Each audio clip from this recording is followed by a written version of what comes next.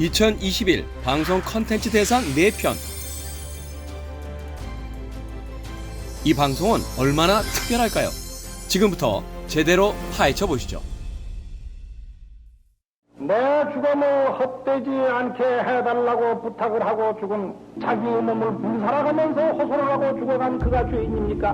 그렇지 않으면 이런... 네, 사실 전태일 열사의 죽음에 대해서는 알고 있었습니다만 그의 죽음에 그 동시대에 이렇게 깊은 관심과 어떤 의미를 부여하는 그 육성이 남아있다는 게 굉장히 신기하네요. 사실은 당시에도 이제 주요 언론들이라든지 미디어들이 그 전태일 열사의 죽음에 대해서 그렇게 크게 부각시킨다거나 혹은 거기에 어떤 큰 의미를 두려고 하지 않았다 하는 이야기를 들은 적이 있거든요.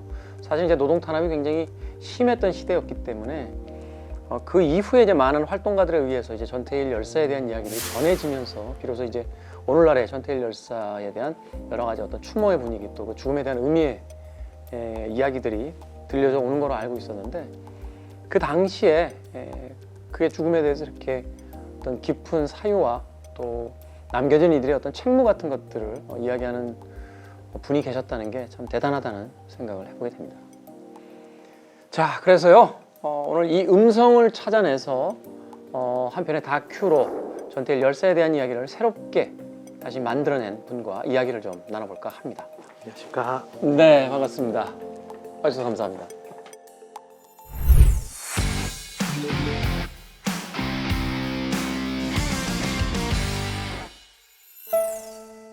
(2020년) 전태일 열사의 서거 50주기를 맞아 CBS에서 선보인 특별한 다큐멘터리.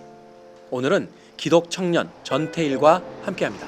그런 생각을 많이 이 작품은 전태일의 실제 친구가 전태일 사건을 다룬 연극을 보며 회상에 잠기는 것으로 시작합니다. 한때 내 생명이고 빛이었지만 그리고 열악했던 70년대 노동 현장, 평화시장에서 전태일과 함께 지냈던 친구, 가족들, 그리고 당시 여공들까지 동시대를 살았던 실존 인물들의 생생한 증언을 통해 전태일의 삶과 의미를 그려내죠. 굉장히 그 인간적이고 어떻게 보면은 자기 삶을 참 행복하게 살고 싶었던 사람이 아니었는가. 전태일 열사의 죽음 이후 그가 남긴 흔적에 주목한 점은 기존 전태일을 다룬 작품들과 다른 점인데요. 아들과의 약속을 지키기 위해 노동자의 어머니로 살아간 이소선 여사의 삶을 조명하기도 합니다. 이 작품에서만 만날 수 있는 이야기, 우리가 알지 못했던 기독 청년 전태일의 삶과 그가 기독교에 미친 영향인데요. 나아가 오늘날에도 되풀이되고 있는 노동 현실을 꼬집으며 지금 우리는 어떤지 묵직한 질문을 던집니다. 있을 수 있는데 저는 그 곁에 있는 사람들이 기독교인이어야 한다고 봅니다. 생생하게, 뜨겁게, 새로운 접근으로 오늘날 노동 문제를 되돌아보게 만드는 특별한 작품, 기독 청년 전태일입니다. 전태일을 불러내므로써 진짜 알곡과 쭉정이가 가려지는 그런 계기가 되었으면 좋겠습니다. 기독 청년 전태일이다.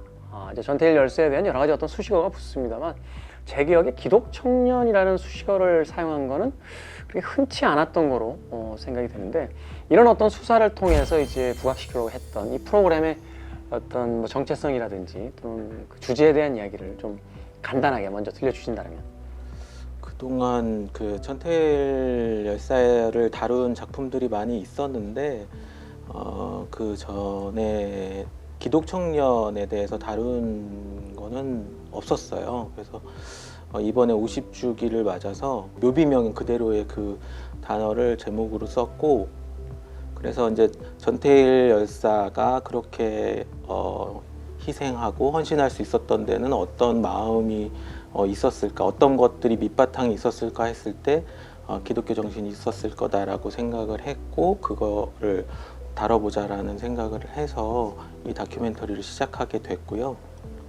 그러면서 이제 기독 청년 전태일을 통해서 전태일의 정신과 그의 그 희생적인 헌신들, 그리고 전태일 사건을 통해서 빚진 자의 마음으로 그 이후의 시대를 그 노동운동과 민주화를 위해서 나섰던 이제 의로운 사람들의 이야기들을 한번 다뤄보고 싶다라는 생각을 해서 이걸 만들게 됐습니다. 네.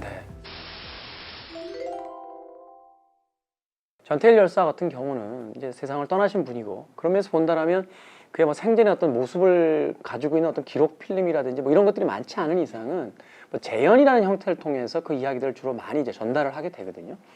근데 이 다큐멘터리는 그런 어떤 재연에 대한 그 부분들이 없는 상태에서 실존 인물들의 인터뷰로만 이제 제작이 되어 있습니다. 이 인물들의 인터뷰로만 제작하겠다라고 기획을 하신 어떤 특별한 이유가 있나요? 어떤 이제 스타의 나레이션이나 어떤 재연들이 을에 나오는 게 일종의 클리셰인데 그렇죠. 그것들을 좀 벗어나고 싶었던 마음이 있었고, 그러면서 이제 이 전태일과 관련된 분들의 이야기들을 조사하면서 돌아가신 분들도 있지만 지금 살아계신 분들의 이야기들을 취재하고 이야기를 들어보면서 아, 인터뷰로도 충분히 가능할 수 있겠다. 그리고 그 말들 속에서 담겨 있는 힘이 있다.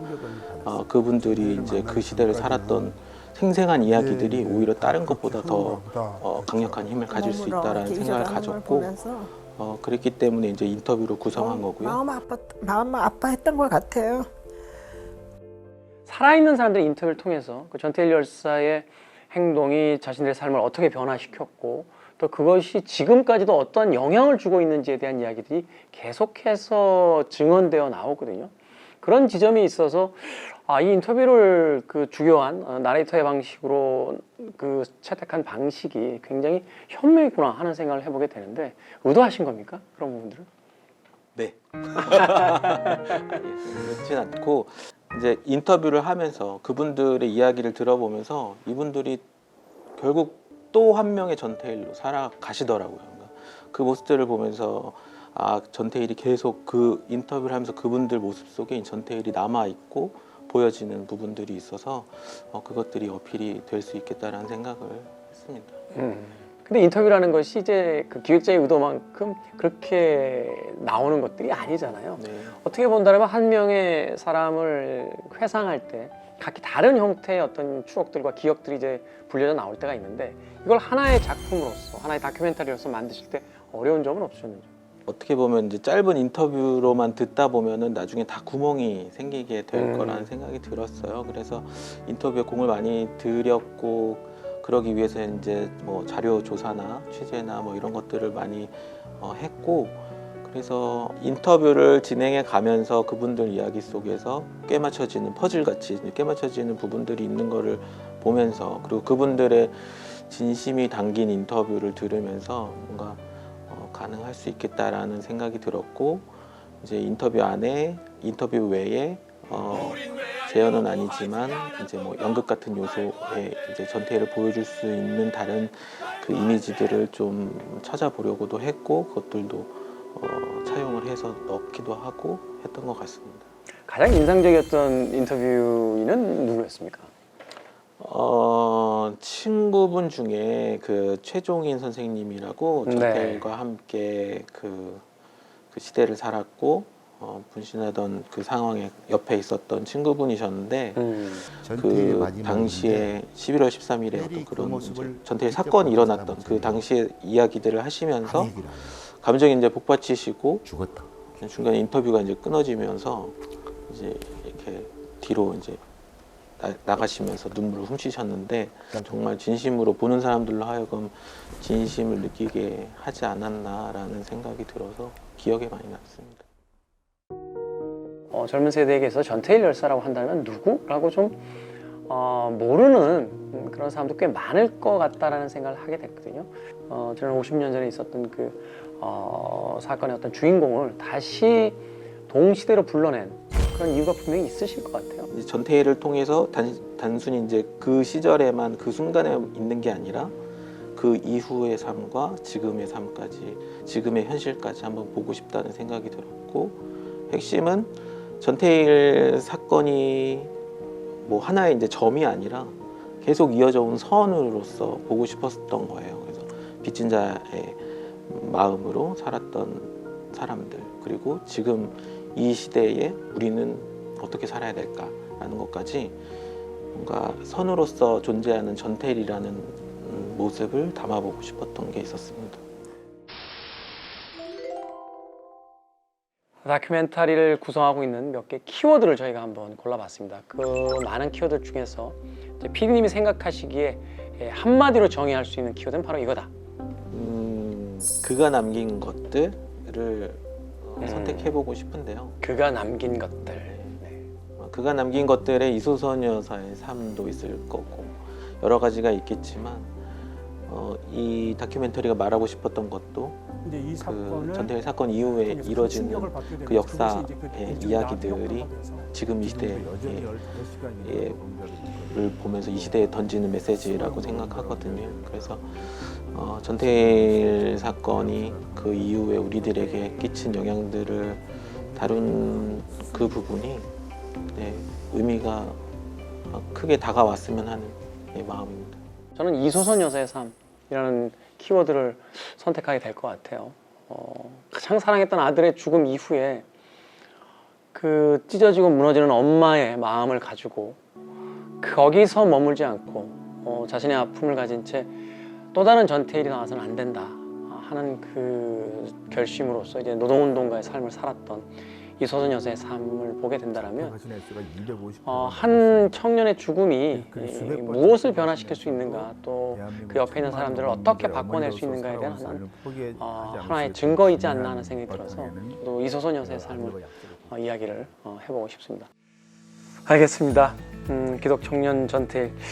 올해는 또 그 애니메이션 영화도 나왔어요. 테일이라고 하는 명필름에서의 어떤 작품들이 나오면서 이 전태일 열사에 대한 삶과 그 희생에 대해서 다시 한번 이제 재조명을 하는 그런 움직임들이 있는데, 거기에 또 아주 훌륭한 다큐멘터리를 통해서 우리에게 잊지 않도록 해주신 그 노부에 다시 한번 감사의 말씀을 드리도록 하겠습니다.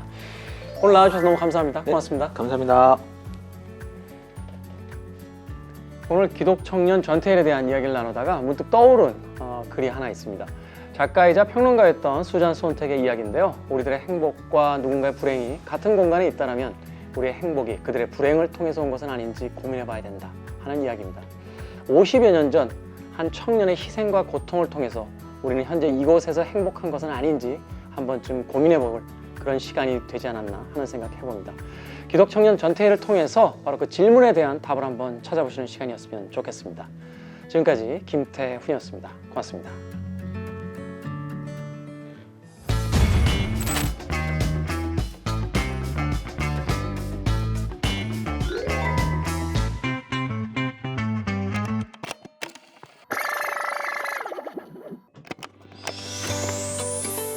인터뷰 하셨던 모든 분들을 사실은 그분들이 한 분이라 생각하고 그분들을 꼽고 싶고요. 그분들이 없었으면 만들어질 수 없었을 다큐멘터리라고 생각하기 때문에 그분들이 제일 중요하고, 다큐멘터리는 이제 다른 장르들에 비해서 어떤 지원 없이는 되게 만들기 어려운, 그래서 사실 펀딩을 구하러 다니기 바쁘거든요. 그래서 혹시 그런 펀딩이 안 이루어지면 중단이 되거나 엎어지는 경우도 생기는 걸로 알고 있는데, 좋은 콘텐츠들이 계속 만들어질 수 있도록 정부 지원을 포함해서 여러 부분들에 있어서 지원들을 통해서 소위 K-다큐가 세계에 많이 이제 알려지는 계기가 좀 되면 좋겠다라는 생각이 듭니다.